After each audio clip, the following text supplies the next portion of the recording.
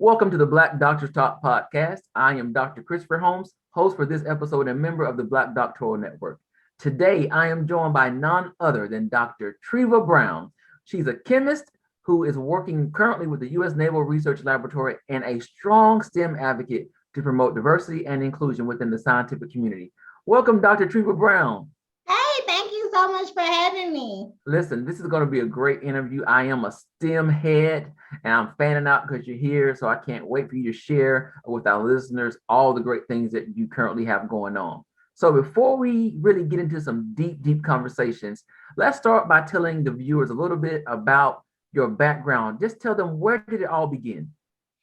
So it's funny actually. So when I was a kid, I honestly didn't know what I wanted to do. So I tell people all the time, like I feel like science and chemistry found me, and it's just led me to where I am now. So I got to start in high school actually, because this is where I actually found out about STEM, so science, technology, engineering, and mathematics. So a physics teacher of mine is who told me about it.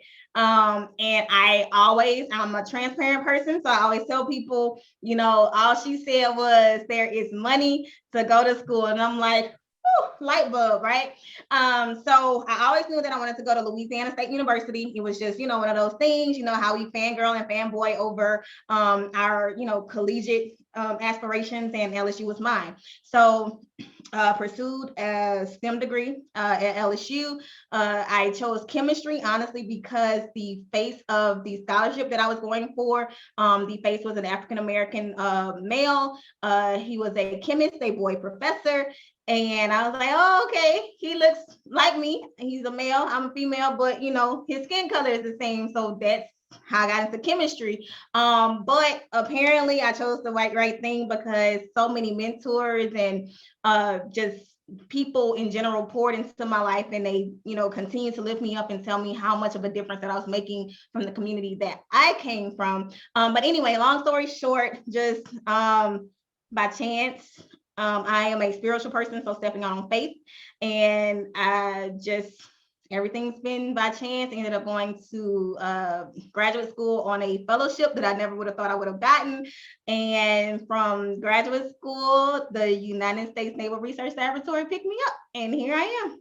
So let's talk there. How did the Naval Research Laboratory just pick you up? Like, come on. So look, I wish I knew, because all the time people are like, oh my God, like how can I work there? And it's like, I really don't know, because like legit, like I was sitting in my office in grad school, and my research advisor, he emailed me. I'm working on my dissertation. I honestly hadn't even started looking for jobs at this point. He's like, hey, you in your office? And I'm like, yeah, because it's not, uncommon for our research advisor to be looking for us, right? And so he comes in and he has this huge smile on his face, and he's like, oh, so I was contacted by, some scientists from the Naval Research Lab at NASA. And I'm like, okay, like for who? And so he's like, for you. And I'm like, for me? Like, did they get the right Treva? And he's like, it's not too many people around with that name, so I think they got the right one. Anyway, long story short, one of the representatives from there, who he is now my mentor, colleague, and friend, they were looking for a microscopist, so I specialize in a lot of microscopy techniques, so we can talk about that later. And they just so happened, again, by chance, they were looking for somebody to fill the position of being a microscopist, but also a staff scientist. And the representative came down to the school, talked to me, and my research advisor was a major key in this, because he helped me to develop a presentation to give to them, and to also instill in me, which I didn't know before this. He's like, you always want to let those persons know what it is that you can do for them based off of the knowledge that you have. Because, for us, when you're growing up, when you do interviews, it's all like, sitting pretty, this is my best light, I want to do whatever you want me to do. But, for them, they're like, look, this is the United States Naval Research Lab. Like, we need to know how we can use your knowledge to transfer it into what we need to continue to progress and protect our assets and the civilians that we protect, et cetera, et cetera. And so, yeah, so anyway, went, and after I gave my presentation, went for a site interview, toured the labs, and to be honest, I was like, okay, whatever, this was just great. Like, they're not gonna call me back, whatever, because it was just too good to be true. One of those too good to be true, let me pitch myself type deals. That's what I thought it was. And I'll never forget, it was October. I was planning one of my philanthropy events, and I was in the mall, getting some stuff together with some of the donors. And I got the email, and they were like, we want to offer you the position. Yo, and I tell you, I was like screaming and shouting, and people were like, what is wrong with this child? And so, yeah, so like, I don't know how they found me. So I always tell, especially our aspiring young STEM stars, and anyone for that matter, always like put your best foot forward, because you never know who's watching. Now, I am an extroverted person, so I will talk to any and everybody. And I used to go to conferences a lot. So I really think it was, from a conference that I attended, but I just really don't know. So always put your best foot forward. And who knows, it was the federal government. They probably were like, all right, we looking online and we see her, Mm-hmm. So, always, move in ways where just anybody can be watching. I can be watching you, and you never know, because I want you to be, my next STEM star. So yeah. And it seems like, it sounds like it fell in your lap, but I really believe there was something that you created an opportunity for that to happen. You're not quite sure which one of those things you did. Right, exactly. So let it be known, people, if you like talking is a good thing sometimes, right? Yes. It can present a space for you to be in a place you never thought you would be in. Definitely, most definitely. So let's talk about what you do. I know that you work for the federal government, so you can't give a whole lot of details, but why is the work that you do important to a common person, a lay person out there? Yeah, so most definitely. So, we work behind the scenes, a lot of us, especially as scientists, and some of the things that you don't see. So think about when you are on your cruise and y'all pulling into the dock, and the dock is right there and it's good and steady. So when that boat comes in and it presses right against that dock and it stays right there, the reason why it's staying there is because of scientists like me that do corrosion studies. So if it was not for the science that we do, then those pilings that those docks sit on, they'll be corroded away, and you're not going to be able to come and support after your luxurious cruise. So I gave that in layman's terms, but when it comes to what I do with the Navy, we do that kind of studying, the corrosion studies with our military assets. So when it comes to our naval carriers, the helicopters that you see in the sky, the ones that bring supplies to our soldiers, even, looking at the tents that are deployed out with our soldiers when they're camping out in different places like the deserts and the jungle and things like that. Different things, different materials, which is why my title is more of a physical scientist. We look at those physical properties, so that way when our men and women who are serving our country, whenever they are out, they're safe, and by them being safe, they're able to keep us safe as civilians. So that is the super simple terms for that, but I can go a little deeper if you need me to, but that's kind of like the overall basis of kind of like what we do where I am in Mississippi. No, I love it. And let me just drop this nugget in there, because I'm an old biology teacher who also taught chemistry. So for those of you that don't know, because she's talking about corrosion, that's really a chemical reaction, which is why she is a chemist. Yes. So let's talk about people who have played a large part in your life. Who is that one person that's had a tremendous impact on you in your career? Okay, so let me tell you, I cannot call out one person, because it has definitely taken a village to mold this little girl from 70805 into these scientists that you see before you today. Because let me tell you, people don't believe this when I tell them, but I used to be super shy. So I'm an only child. And so if you were not my mother or father or one of my cousins or a close aunt or uncle, it was like, hey, that was it. Of course, my parents with any and everything, because they were my my hugest, that's not even a word, but my hugest support system. Any and everything that I wanted to do, even if it was like antic beyond my wildest dreams, they're like, you got this, you can do it. Even though in the back of my mind, I'm like, no, I can't do this. But so definitely my parents. But most definitely, like I always credit Miss Kyle, my high school physics teacher, the one who even told me about STEM. When I got to LSU, Dr. Isaiah Warner, Dr. Zakia Wilson, Melissa Crawford, all of the Office of Strategic Initiatives, like they definitely put me under their wing because let me tell y'all, I was a little rough around the edges because I chose to do undergraduate research and I was like, I don't even know what half of this stuff means. Like I chose to work with something that was said AU 111. Of course, like I came to learn that was gold 111, just isotope of gold. And they were like, yeah, Treva, we gotta help you out a lot. But anyway, and I'm sure we're gonna get into this in this talk as well, but a lot of challenges come when you are different.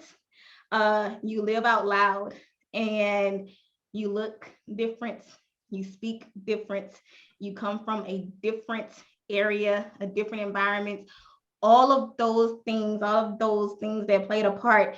And those people plus some definitely were like, we can't let you give up, because I wanted to give up so many times, y'all. And outside of that, my sorority sisters of Alpha Kappa Alpha, Sorority Incorporated, they also were like, yeah, girl, we need to get you like outside and like give you some like common sense type stuff. But yeah, I mean, it's numerous people, and I know I forgot names. I really don't like calling names, but it took a village to raise me, y'all. I'll just say that. Well, we are thankful for that village, because without the village, we wouldn't have the person sitting here before us today. I know with that there came a lot of learning for you, maybe sometimes adjustments, but what's that one thing when you think back now that you wish you would have known earlier on in your career? So I wish I would have known a little bit more about the studying abroad, because now I love traveling abroad. So if you compare my love of traveling abroad with actually studying and getting accustomed to just different laboratories, different research areas, I think that would have definitely added to just my repertoire of just knowledge, honestly. And that's the one thing that I regret not doing, because I was too scared. Because, like I actually had a talk with my mom last night, and I was like, Mom, why I never went to Disney World? And she's like, because we were too afraid to fly. So, so I said that because it translated over to me and the opportunities that I missed because I was too afraid to fly. I didn't want to experience, just anything different. Like if it wasn't something that I could drive to, because just, from my experiences, like I had never been anywhere. The first time I got on a plane was in 2007, my sophomore year of undergrad. And I had to get on a plane because I had won an award, a scientific award for the research that I did. And they were like, you got to come to Palm Springs. And I'm like, no. And they're like, but you got to come and accept this award. And that's when the travel bug bit me. And I was like, I've been missing out on all these opportunities because I was afraid to fly. Like, so I wish I would have not been as afraid then, because I definitely feel like I probably would have had a few more opportunities, only if I would have just got on my head and just did it. Because that's what I tell people now, just do it. Just do it. Sorry, Nike, this is not a Nike plug, but just do it. Right. So let's talk about this, because you're in a STEM field right now. And there may be some people that have missed out on opportunities because they have some fears, but there also is a lack of diversity in STEM. Why do you think that is? To be honest, I don't know. I definitely think, let me take that back. Representation definitely matters. That's one of the things that I stand firm on. I love outreach, and especially with kids. And I think because, so many people poured into me as a young person, that I just feel obligated to give back. So one of the things that I hear about when I do my outreach is I've never seen a scientist that looks like me, or young Caucasian girl or African American girl. I've never seen a female scientist. So it's like, wait, what? Like, so, I feel like definitely, sometimes, I'm not going to say all the time because I didn't see, a lot of scientists, that look like me growing up. So I'm not going to say that you cannot be what you can't see, but it's harder to be what you can't see. So that's why I make it a point to get out in the community, do things such as this, to show that, yes, we do exist. We just need to get out of our labs. We need to get out of our heads. We need to do whatever it is we need to do and show that we are here. We are making statements. And, we also need to remember where we came from. Like, I will never forget where I came from. And I will never forget, like, just being written off just because, I was just a little girl from the north side of Baton Rouge. So, I definitely feel like representation matters. I also do know that just inequality in the workplace that also steers people away. I haven't had that happen to me, but I do know that that is a thing just from some of my other friends and colleagues that are also in the sciences. And like, I have 2 friends now that they were in engineering, and just because of whatever transpired in the workplace, it just made them quit it altogether.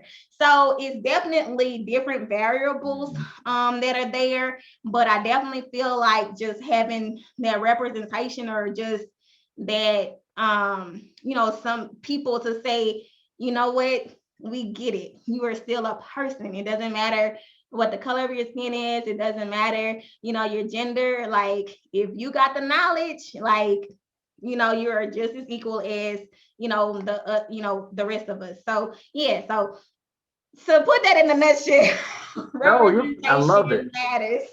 I love it. Representation matters. So let's say, because you mentioned, there are kids that see you and they say, I've never seen a scientist that looks like you, and they connect with you. What do you tell that little boy, that little girl that sees you and they want to be in the field? What advice would you give them?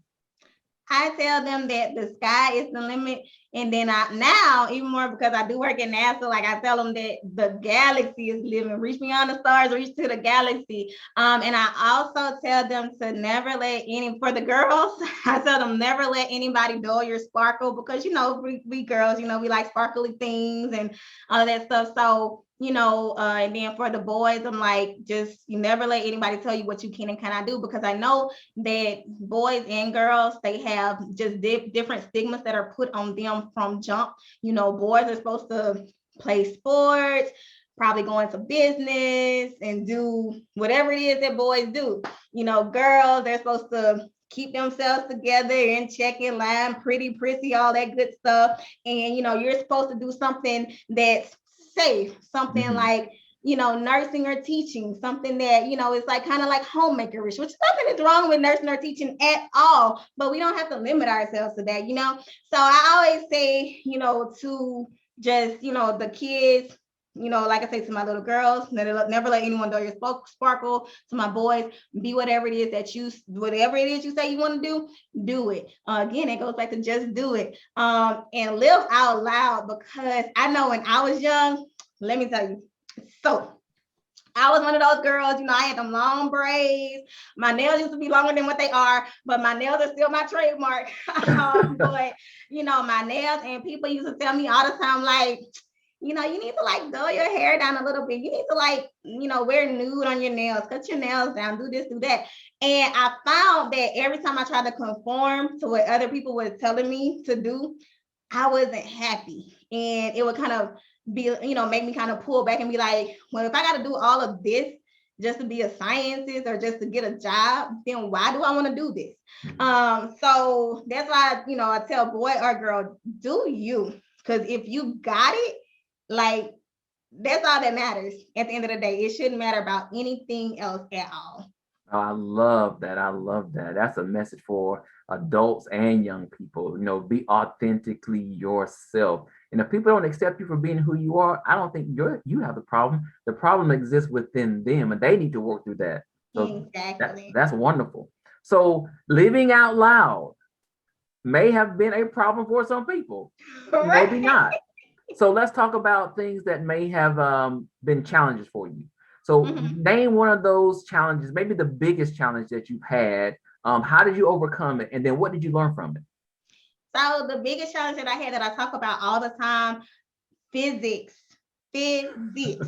Let me tell you, like, I don't know who invented physics. And if you're a physicist watching that, I don't know how it is that you like physics. But when I was in college, y'all, physics was like my end all of all end all. Like, if it was up to physics to tell me if I was gonna graduate, I would have not graduated. Okay. So it took me 1, 2, 3, wait, no, 4 times. Just tell the truth. Just tell the truth. So it took 4 times, y'all. I'm telling you, that physics, especially that physics for engineers when you're on the science track. So the first 3 times I failed, flunked, F. And I was just like, yeah, no, maybe this not for me. Science is not for me. This is too hard. I quit. I just know. I know. And all jokes aside, though, one of my advisors, the person that is supposed to be put in place at a university to help you continue and matriculate through your career no matter what, they basically wrote me off. Like, that third time that I failed that physics class, like, that advisor pulled out 3 different degree audits, and instead of being like, what is it that you're missing, how is it that we can help you, they were just like, here you go, got 3 different degree audits, so you need to just choose one because you're never going to graduate from LSU with a degree in chemistry. Wow. And I was like, wait, what? And to be honest, like, I mean, now looking at it now, I'm a Christian person. I don't know if it was God or just what, but normally I would have been like, oh my God, you're right. Like, I can't do this, let me just go ahead and pick it out. But just something in me was just so defiant and like, you're not just gonna write me off like this. Like, you didn't, I guess because, they didn't offer help. Now, if they would have offered help, I would have been like, okay, well, let me figure this out on my own. But because they literally took the liberty of saying, we printed you out 3 degree audits. One was a general studies degree track. One was a African American studies track with chemistry for some kind of degree. And then like another one was like a social science degree or something, because I also dance. So I was getting a minor in dance at the same time. And I don't know if it was just a combination of you just write me off, / you think I want to do this African American studies track or whatever it is. It was just all that combined. And I listened, and that girl from 785 really kind of wanted to throw an attitude fit, but I didn't. And I let the person talk. And after they finished talking, I just gathered all of those pages together that they said in front of me, and I slid it back over to them. And I was like, I'm going to graduate with a degree in chemistry from LSU. You just watch. And I got up and I started walking out the office, and the advisor was like, but wait, no, like, you're not going to do that. Like, you need to come back and do blah, blah. And I kept walking out the office as they were talking to me. And I remember I went to Dr. Isaiah Warner's office, one of my great mentors that I had. And I'm not gonna lie, I went to his office crying, like booing, like ugly crying, like, how you make them ugly faces and you just like, oh my God. Yeah, that was me. And I'll just never forget this moment, because there's definitely a turning point in my life and my collegiate career. And this man never turned around from his computer as I was sitting there ugly crying to him. And when I finished spilling it all out, he turns around and he's like, are you done? And I'm like, wait, what? I just pour my heart out to you. Yeah, like, didn't you just hear me say this person said I will never graduate in chemistry and I need to figure out what I need to do with my life? Like, I thought this is what I was doing with my life. I don't know what I'm doing with my life. And he's like, are you done? So now I'm getting mad because I'm like, wait a minute, you supposed to be like trying to be like, it's okay, da da da da da. And so he's like, when I met you, I told you that I saw something in you that reminded me of myself. And when you came to this school, what is it that you told me that you were going to do? And I said, I was going to graduate in chemistry. And he's like, say it again. And I was like, I told you I was going to graduate in chemistry. I wanted a chemistry degree. And so he's like, so where are these tears coming from? And I'm like, puzzled, because I'm like, you know where these tears are coming from. And he is like, you never let anyone tell you what you're not going to do after you've already told yourself the track that you've already laid for yourself. He said, now you said you were going to come to LSU, graduate in chemistry, and I'm trying to figure out why you in my office crying. And I'm like, because that person just said I can't graduate. He was like, why are you going in my office crying? I was like, I'm so confused. And he was like, nothing can ever stand in your way as long as it's something that you definitely want. So I'm like, Yeah. And so he's like, now, when you stop crying, we gonna figure this out. So basically he was saying, and that just, I guess I'm about to preach here. No matter what obstacles you have going on in your life, if it's something that you really want and that you really feel like you want to achieve, you are going to find a way to do it. I found a way to do it. It was hard, but again, the way that God stepped in right on time. My dad had just retired from working for the city bus company. And the only way that I got through physics, and I'm sorry that this is a long story, but the only way that I got through physics was that my father I had to go to Southern University, which was 30 minutes across town. And I had to go there in the middle of the day. And anybody that knows anything about LSU and or Southern, parking and getting around is horrendous. And so I remember crying to my parents, telling them this is basically what my options were. And my mom was like, you got this. My daddy was like, no worries, I'm going to be your bus.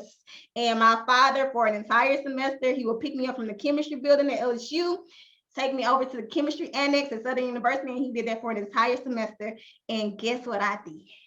I got that B in physics, and I went on to get that chemistry degree that I said that I was going to get from LSU.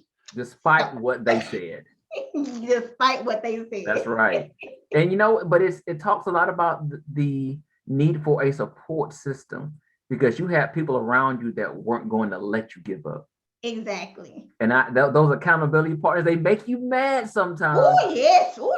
But they always go back to what you said. And so I'm just supporting what you said. I'm not going to let you do anything different than what came out of your mouth. So that's powerful. And I think we need people like that. That's really, really critical.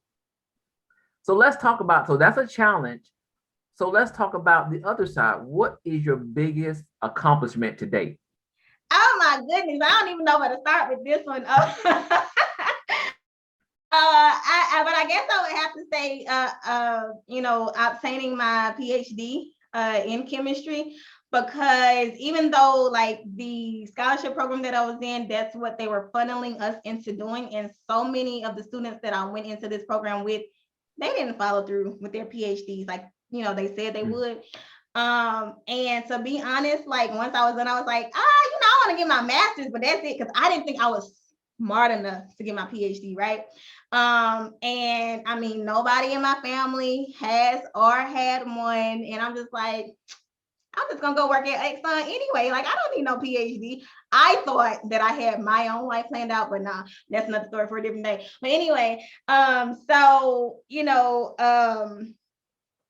I ended up getting, again, another day that I won't forget.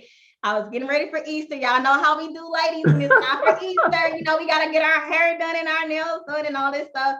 And I was at my cousin's shop getting my hair done. And out of the blue, I get this email from the University of New Orleans. And they're like, we want to offer you our Board of Regents fellowship to get your PhD in chemistry. And I'm like, first of all, how did y'all even get my name? How do y'all even know that I was applying to grad school? Because I was applying for a master's at the time. But I hadn't even considered New Orleans, I didn't even know UNO existed, to be honest. Because I was looking at like Houston and other places. Got to grad school at UNO based off of them basically giving me free money to go to school. And I ain't gonna lie, I quit 3 times, and I'm gonna keep the story short, but quit 3 times, cleaned my office out 3 times. And fast forward to my dissertation and doing my candidacy exam, and it was tough because I didn't know what I was doing when it came to the science that I was doing. And for my general exam, they were like, try again in like 3 to 6 months. I was like, shoot, I'm just finished with my master's. Like, I made the full requirements for the master's. I'm just finished with my master's. But it's just something in me. It was just, well, I'm not even gonna say something in me. The community that I represented kept me going. And I would have, this is where my love for science outreach came from. And one of my friends, she told me about, I remember just one day just kind of griping about, like, all the stuff that we deal with in grad school, you know how it is. And she's like, well, Treva, what is your why? I'm like, my why? Because I want a degree. And she's like, no, like, what is your why? Like, what is it that you think about at night that keeps you going? What is it that you continue doing that it is that you love that keeps you going? And I'm like, I was like, well, there was this time I was doing an outreach event, and there was this little African-American girl. She might have been 5 or 6. And I was doing this outreach event, and she stops in her tracks and she's looking at me in admiration. And I'm looking at her like, girl, what is wrong with you? Because I didn't understand it at the time. And she's just looking at me and she's like, and I'm like, I'm so confused. But then she reaches her hand up towards my face. And so I lean down because, I'm a sucker for cute kids. I'm not going to lie. I just love me some cute kids. And so I'm like, okay, well, she a cute kid. Maybe she want, a little hug or whatever. And so when I bend down closer to her, she's like, I've never seen a scientist that looks like me. And I'm like, huh? And she's like, I've never seen a scientist that looks like me. And so then she like kind of touches my hair, and she touches to make sure you were real. Yeah, she touches my face, and then she like steps back, and then she starts smiling. And so I look at, I don't know if it was a teacher, her mom, whoever she was with, and I'm like, I'm so confused. And she's just like, I can't explain it either. And so I look back down at her, and she's just smiling like she is like glowing. And I was just like, you know what? I think I do it for little girls like her, because I always can go back to that moment when I was just like, I got to keep going. And just even in the community that I come from, like, I'll still go back to this day and I'll give back. And like, I still get to this day from those same little brown girls. Like, I've never seen a scientist that looks like me. So anyway, long story short, from there, that was my why. And then when I got closer to finishing, after I passed everything at this point, my dad says to this day, he's like, he felt like graduation was kind of like all about me, because at this point, I now knew that I was going down I-10 to NASA. And, I was finishing, I was getting leadership awards left and right. I was getting recognized for the outreach that I was doing. And like, just because of the kind of person that I am, like at the ceremony, it was like people were left and right, like, Treva, like, oh my God, like, I love you, Treva, this is that and other.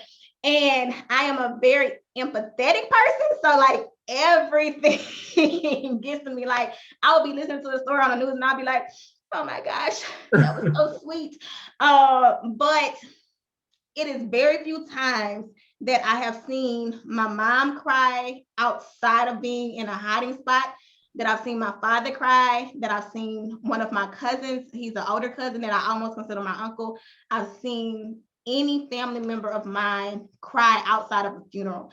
And I'm getting teary-eyed to think about it, but when I walked across that stage to get my PhD, like, I looked over where my family was, and I see tears, I see smiles, I see, oh my gosh, like, I did it for me, for my family, and I did it for those little brown girls that didn't know that Black female scientists existed. So I would definitely say that moment was definitely that was my moment. Oh man. Yeah. Thank you for sharing that.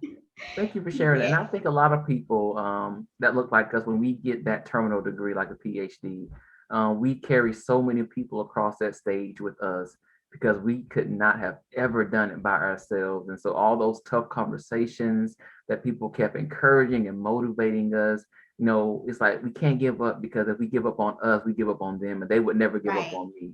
So Right. thank you for sharing. But now listen to your story, and we talk about what makes life fulfilling.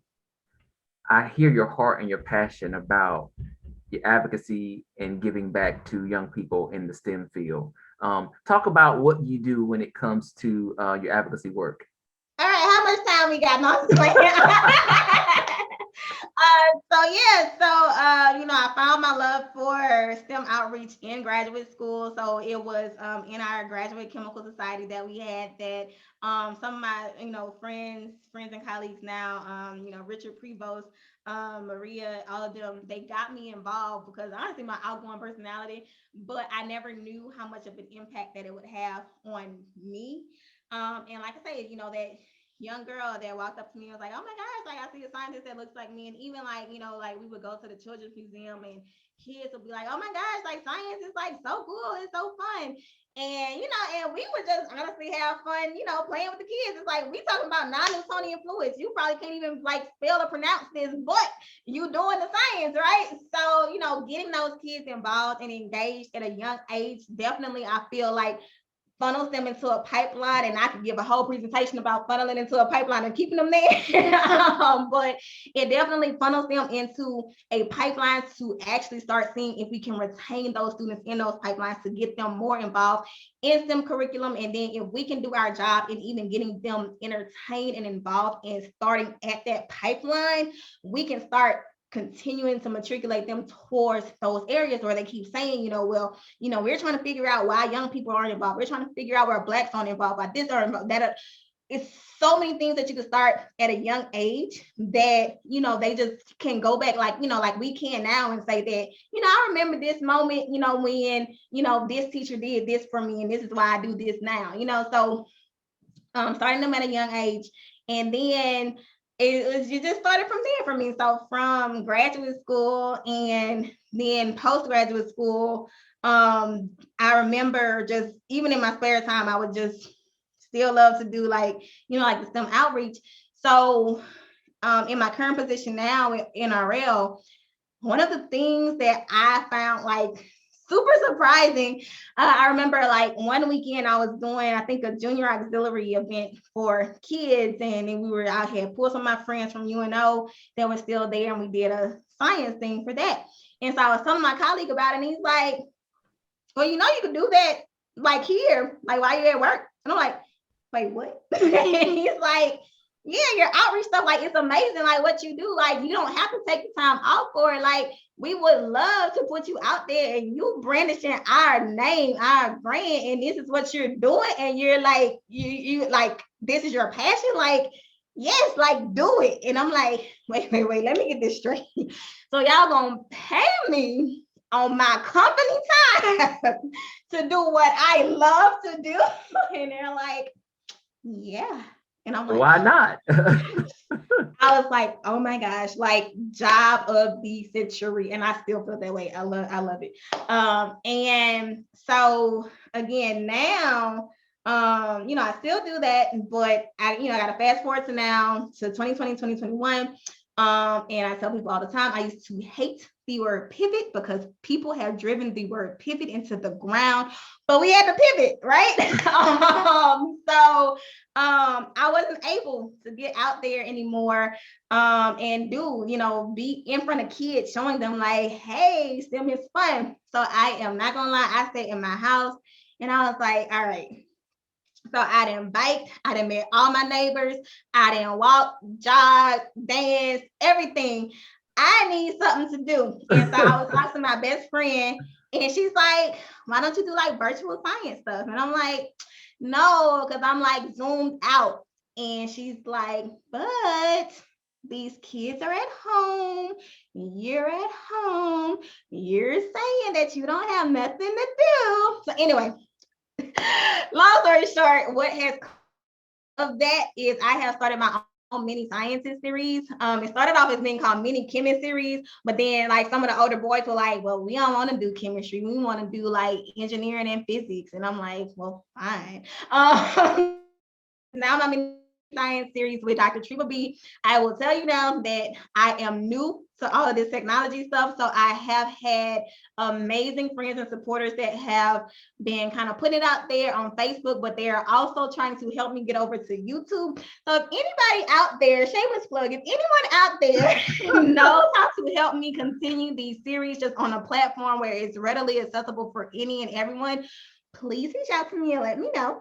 That's one of the things that now has my time so occupied, but I would not trade it for the world because, the end result of these kids doing these experiments and like whenever the science happens, it's like, oh my God. Yeah. And that's the expressions that I live for. Yeah. So I still do all the outreach stuff with that. Still do my mini science series. And one more thing, so I also represent the state of Louisiana as Miss Black Louisiana International Ambassador. And of course, my platform is STEM related. So it's called Yes You Can, because again, I am an advocate for going after whatever dream it is that you once thought unattainable, but even more so in the STEM disciplines, because you do not see a lot of us out there even doing anything closely related to pageantry. And I feel like just giving like pageantry just kind of a new face, because I'm all about changing the face and the narrative of STEM. So why not change the face and the narrative of pageantry? So I also advocate on that platform as well with STEM. And in June, I will be able to share my love of STEM with some of the local Bahamian girls in the Bahamas. So I'm super excited about that. So, community, state level, nationally, and now internationally. So my love and science outreach is definitely growing. So I think I answered your question. I mean, look at, first of all, just look at this shy only child from Baton Rouge is a chemist working for the U.S. Naval Laboratory Research and doing pageants. Yes. Come on, God, won't he do it? While he do it, yes. Well, I am so proud of you. We are so proud to have you as part of BDN. Share with the listeners a little bit about how being a part of BDN has enhanced your career. Oh, definitely. So BDN has definitely allowed me to connect and interact with a lot of other PhD scientists, engineers, teachers, everything under the sun. Basically, I had my "you look like me" moment too, because we think that we are far and few, but we're really not. We just need to connect. So BDN has definitely helped us, meaning us as those who are already there with our PhDs and also the future PhDs, because I've also met a lot of people that are like, well, I'm in my dissertation phase, I'm in this phase of getting my PhD, I'm contemplating getting my PhD. So BDN has definitely helped all of us come together so we can be that support system for one another, and we can even be just that connect and networking for like I'm here in Louisiana. I think you said you are in Georgia. So it's like, so when I'm like, hey, look, I'm like in your part of town, I need to come visit your university. Like, what's up? I'm definitely, so BDN has definitely allowed and opened doors for things like that, because I will be honest, and then especially down here in the southern states, we do not see a lot of us. So being able to know that, I could hop across 2 states and see my friend over here in Georgia, that probably wouldn't have been possible without BDN. So with that, definitely love everything that, that they're doing and connecting us. Oh, that's awesome. Well, I just want to thank you so much for joining me in this conversation today. And giving our viewers some great information and some great stories. And really, you may not know it, but it was very encouraging and motivating that no matter what it is you're doing, you can do it. And don't let anybody try to deter you. It is so possible. It has been a pleasure to meet you and talk with you, Dr. Treva Brown. Will you please tell our viewers and listeners where they can go to learn more about you and the work you're doing? Oh my goodness. You know what? I need to do better about this, but I tell people just honestly Google me. My name, Treva Brown, Treva Brown, because I'm out there. But I mean, now I'm going to put this out there. Instagram, diva_Treva. I think you can just put the two and two together and you'll be like, yep, this is her in a nutshell. Look for me on LinkedIn. Again, Dr. Treva Brown. Facebook. Again, I'm out there, y'all. So if y'all just forget any of my social media handles, just Google me. Awesome, awesome. Well, please be sure to stay connected to the Black Doctoral Network and connect with us on all of our social media channels.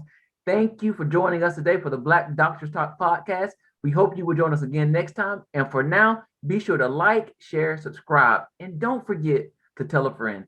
Thanks so much for joining us again. Thank you, Dr. Brown, and we'll see you next time.